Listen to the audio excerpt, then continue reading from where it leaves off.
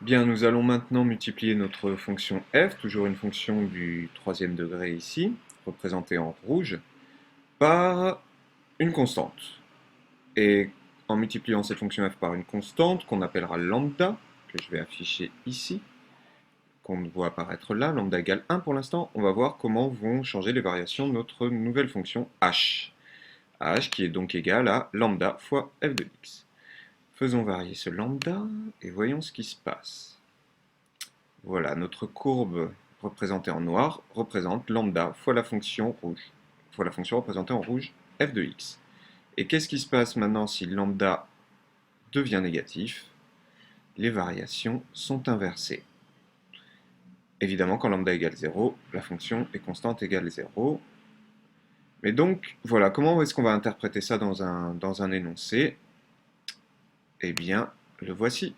Si f est une fonction définie sur un intervalle i et lambda un nombre fixé, si lambda est positif, f et lambda f varieront dans le même sens, elles auront les mêmes variations. Si lambda est négatif, f et lambda f varieront en sens contraire, elles auront des variations contraires. Et elles changeront à chaque fois, comme avant, pour exactement les mêmes valeurs.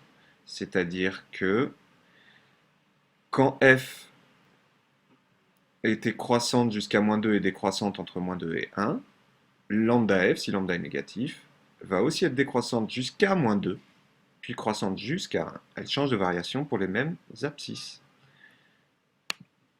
Alors, comment est-ce qu'on va démontrer cela? Alors, on va faire comme on a fait tout à l'heure. On va prendre la fonction f et on va prendre lambda négatif. On pourrait prendre lambda positif, la démonstration se ferait de manière analogue. Prenons deux nombres a et b, toujours. A strictement inférieur à b, ici. F est strictement croissante, donc, comme on l'a dit tout à l'heure, je peux vous laisser essayer de remplir tout seul. Comme on l'a dit tout à l'heure, sur notre vidéo précédente, si f est strictement croissante, ça veut dire que a et b, leurs images f de a et f de b vont rester dans le même ordre que a et b. Et si je multiplie maintenant par lambda qui est négatif, on sait que quand on multiplie par un nombre négatif, alors l'ordre va être inversé. Et nous voici donc avec lambda f de a supérieur à lambda f de b. Donc la fonction lambda f est strictement décroissante sur cet intervalle i. Voyons ce que ça donne maintenant dans l'exemple représenté ici. C'est toujours notre même fonction f que je vous ai montré sur GeoGebra. Le lambda que j'ai choisi là, en l'occurrence, ce sera moins 3. Donc, la fonction f de x va avoir les mêmes variations que nous avons vues. C'est-à-dire, elle va être croissante de moins l'infini jusqu'à moins 2, puis décroissante de moins 2 jusqu'à 1, puis croissante à nouveau de 1 jusqu'à plus l'infini. Qu'en est-il de la fonction moins 3 f de x? Les variations vont changer, car lambda est négatif. Lambda égale moins 3 dans cet exemple-là. Donc toutes les variations vont être les variations contraires de celles de f. Les images maintenant, c'est-à-dire les maximums en l'occurrence, et les minimums ici, comment vont-ils changer? Eh bien ici on a toujours f de moins 2.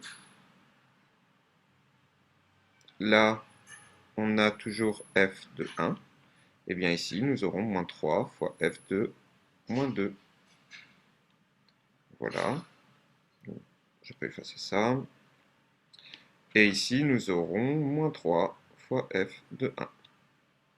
Selon la fonction f, vous pourrez le calculer. Voilà pour ce qui est de la multiplication d'une fonction par une constante. Dans la prochaine vidéo, nous verrons comment varie la fonction racine carrée de f.